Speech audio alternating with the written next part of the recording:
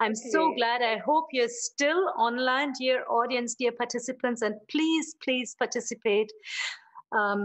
Thanks again that you tried so hard and that you're here now, Vishitwa. Yes, And dear yes. participants, if you haven't done it as yet, please take part in the public Q&A and post your questions. You saw the Morning Citizen, and post your questions via the social media channels. And in approximately 10, 12 minutes, I will pass them over to Vishitwa. So we talked yesterday a little bit, and I really want the audience to get to know you. I talked already about you, I introduced you, but I would just like to go back to the question, how was this piece created? How was it created and where? Just tell us a little Mhm. bit about this period. Yes, of course. So this piece was actually created in Windhoek, Namibia, by Trixie Munyama. And she created this piece, at least from what I've observed, being a part of it, as this sort of collaborative piece, working with different artists, from performers to visual artists to sound artists and sound designers. And it was conceptualized in Windhoek. It was first conceptualized as a live performance, actually. Exactly, yeah. And it was performed at the Alta Festa, which is Hmm. this German military fort that was built during the colonial period, the German colonial period here in Namibia. And so Hmm. this structure itself, this Alta Festa, sort of stands, or at least at the time stood as this sort of symbol of German military might. And so Hmm. Trixie, as an artist, I would say, took this site on as a space to confront, as an Hmm. artist, as a Black woman, as a female, and as Hmm. somebody whose ancestry has been affected by the events of this history. And then, of course, Alta Vista itself, too, was a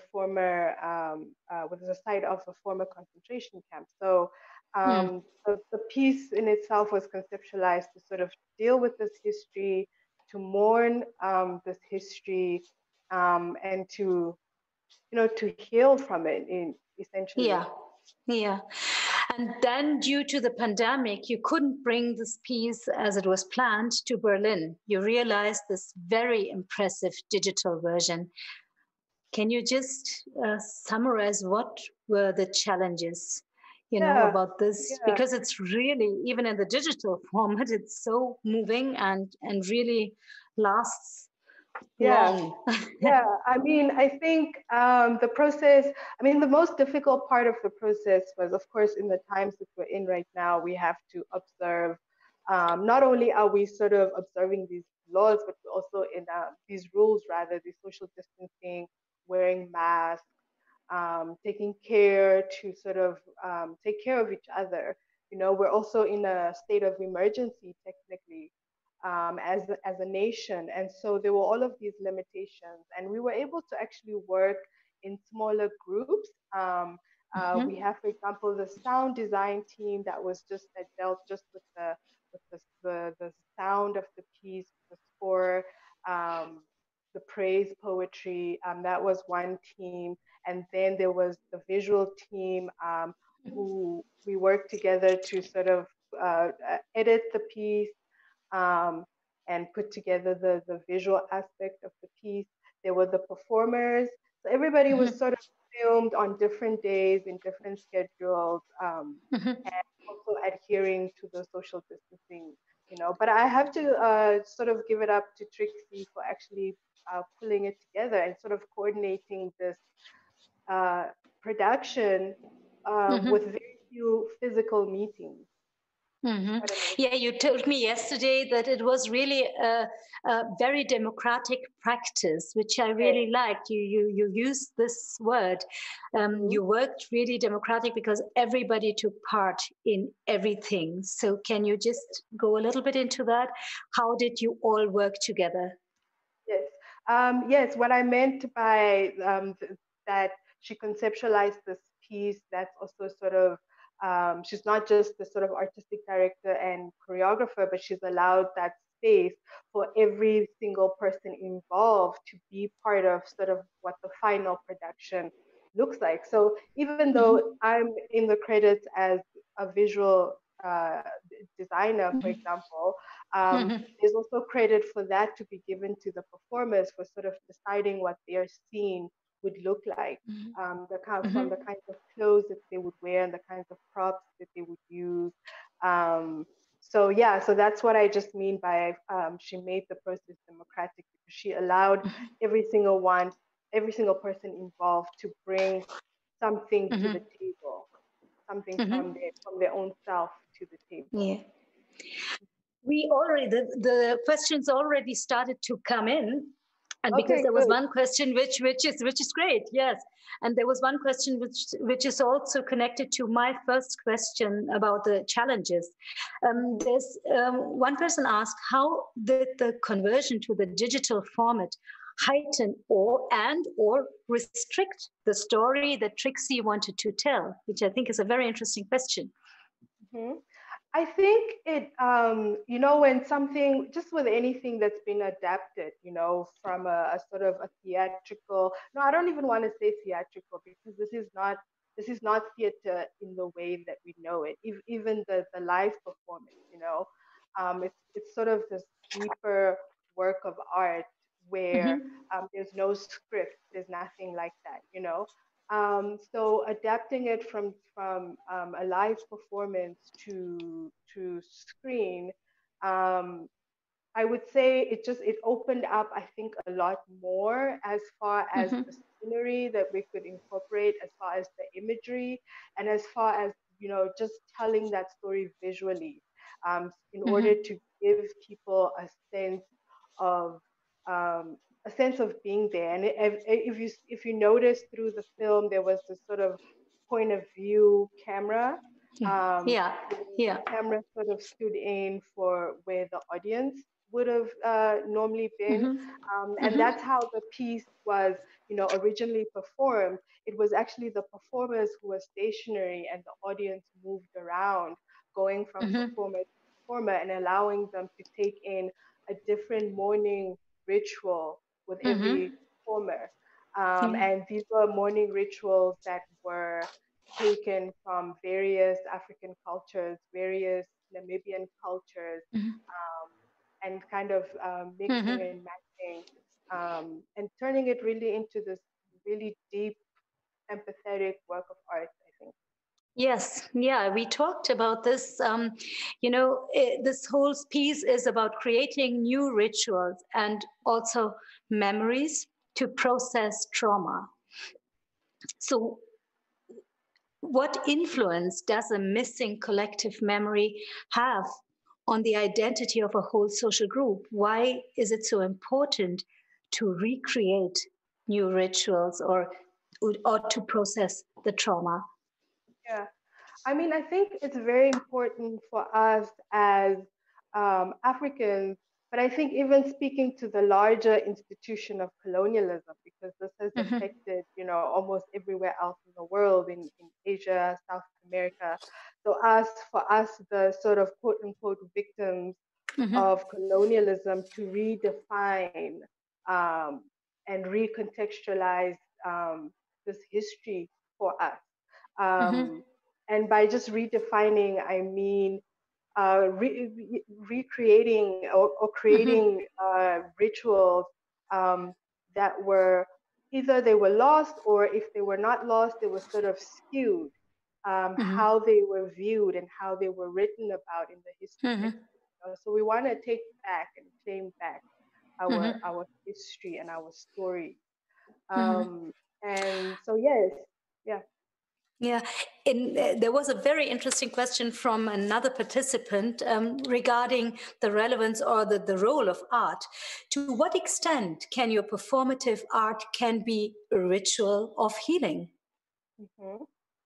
I think it Which, it it is I think it's to the fullest extent, to be honest, because a lot of us who do this kind of decolonial work or are in this decolonial space, we are actually finding true healing in the work that we do. And there was also another festival last year that was also organized by the Goethe Institute in Cameroon called The Burden of Memory. And here, what I noticed is a lot of the performers who were performing were really performing these rites and these rituals that felt real and not just the performance. Um, and really, that's how we see it, and that's how we take it. That yes, we are calling our ancestors, and we are calling on the spirits of the ancestors to guide us. Um, so I would say to the fullest extent, in my opinion. And I feel like that is an interesting conversation about contemporary African arts now. Exactly. Yeah. Look like and what does it mean? Um, yeah, so I think it has implications for African art. Yeah, when you talk about empathy, I mean, what can art achieve something that politics can't and has still a social and a political effect? Yes, absolutely. I think art allows us to go sort of beyond the headline. For example, a lot of the work that I do, for example, looks at colonial archival photography. Um, and when you look at so many pictures and so many archives, they sort of become these anonymous, um, black and white ghosts of the past, And I think that art really allows one to embody, Embody it. embody the ancestors, embody these stories. And as you saw, even in this piece, that's really what the performers did. I think it's like they embodied this past, this history, so that it's not just something that you're reading about in the textbooks. It's something that has an effect even to this day, Yes. that affects our bodies even to this day. Which is a very nice, you're leading to my next question, because in our preliminary talk, you also drew a parallel to the current events in the US right now. Why is a collective memory that includes the crimes and the pain of slavery and colonial rules so important? Why is this collective memory for everybody that you don't just erase slavery and colonial crimes? Why is it so important? I think it's important for the sake of healing, as we've mentioned, and for the sake of reconciliation, whatever that means. And I think that is also a complicated thing, but something that's absolutely that needs to happen. And I just think it has implications for really just the kind of people that we are. Are we the kind of people who will sort of continue to silence and continue to sort of marginalize another demographic or another group? And really, from what's happening in the States right now, that sort of stems from this like systemic erasure and the systemic silencing of slavery. And you see today how slavery still, in a way, continues to this day. And so those effects are still there. And the same thing with colonialism. And so as you continue to silence and continue, then you get these sort of eruptions of violence. And these actually continue today, really. A lot of Black communities here in Namibia living in townships, and the violence of that, the violence of poverty and all of that. So that's what happens when you just silence. Silence just certain very important crimes events which happened in the past. There's a very practical question from the community. Can you recommend texts or videos to help the audience understanding the symbolism of the performance? Did you do? I mean, I think you did do research a lot. I did do research, but unfortunately, I cannot think of anything at the top of my head. And the way that I have to say, I think they are probably Trixie is probably a better person to answer this one. Yeah, we can. I mean, I can just say we can also tell the audience, if we talk to Trixie again about this, we can also put something later on the festival website. But I think it's a very interesting question because there's and I mean, a lot of the research that I've been sort of dealing with at this current moment in my practice has been primary sources from archives. So I don't know how helpful, not how helpful, but I don't know how willing somebody is to go digging for primary sources, but yeah. Yeah, but it's. I think it shows us that the willing for understanding or for getting into this piece deeper, digging into this piece deeper, is definitely there. So I'm asking my colleague just for one last question, because I have two last questions which I desperately want to ask you, but this is the last question from the community. There's a lot of positive feedback from the audience, and this will be very nice for you. For example, for the visual design, the sculptures were such a strong element. I think that's not a question, just praise. Take it. So that's Isabel Kashavivi's sculpture. So yes, I'm sure she's so you pass it. Yeah. That's great.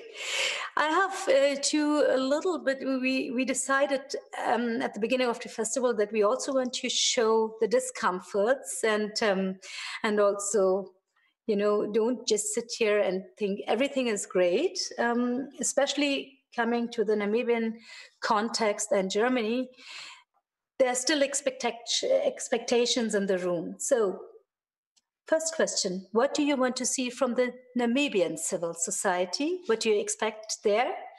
Yeah. And the second question would be, what do you want to see from the German society, but also from the German government? I think what I would like to see would probably apply to both Germany and Namibia. I think it would be more education,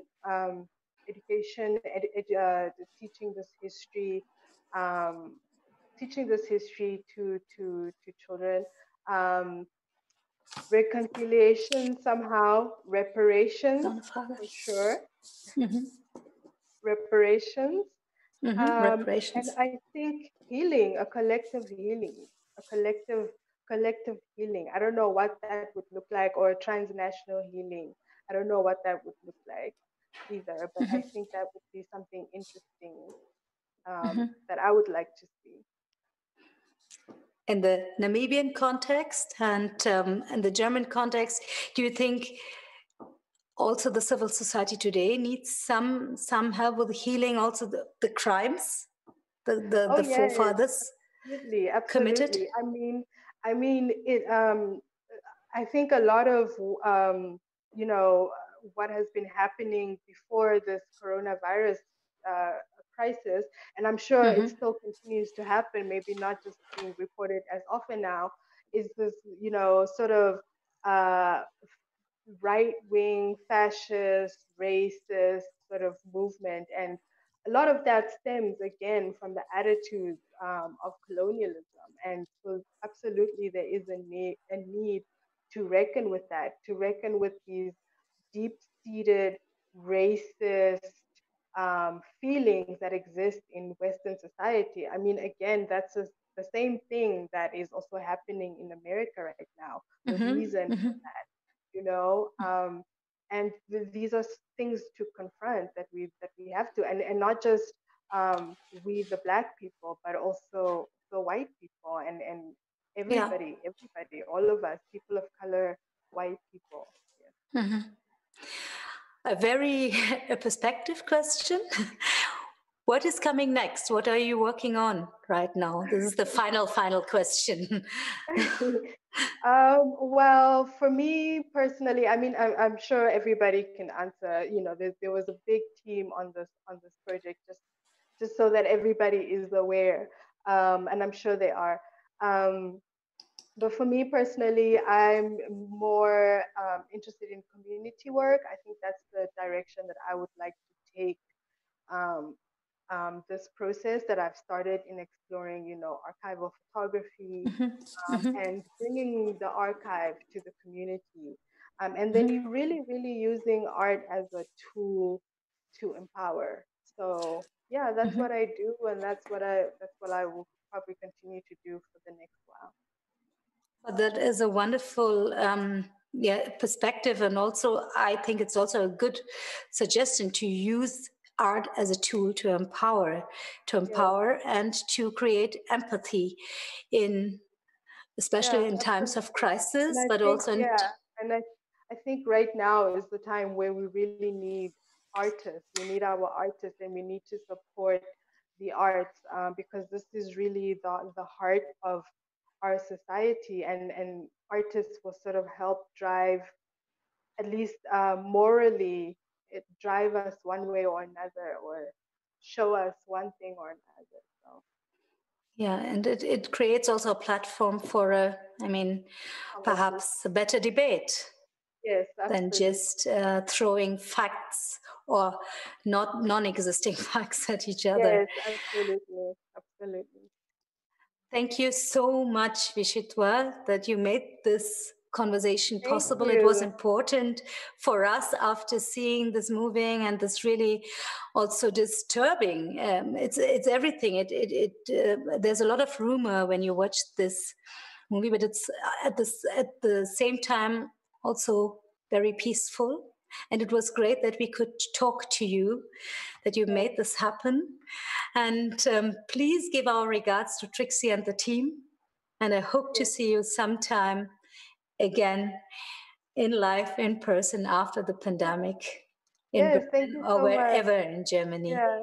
Thank you And so much many, for having us. Thank you, and thank you for. I think I have to say thank you to the Gute for this really great initiative. You know, it's great because it's a great way to you know, this is where we're sort of heading, I guess, for the next Mhm. while. So it's a really great initiative. So. Many thanks to the audience for your questions and for thinking with us together. See you again, Vishitwa. Thank you very much. And Very I will go back to my moderation and close the day for today. Bye okay. bye. Perfect. Bye Thank bye. you.